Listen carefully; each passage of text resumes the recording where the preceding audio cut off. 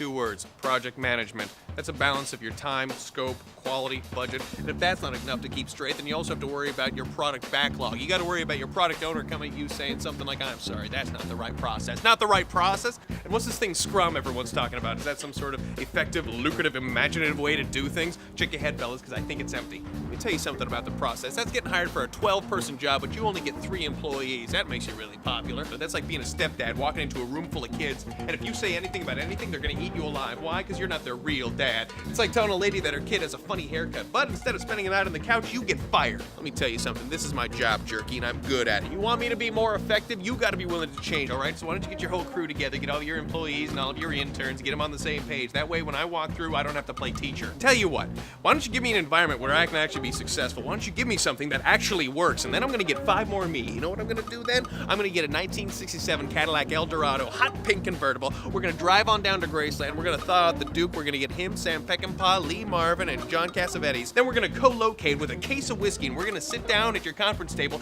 and we're going to work out your little project.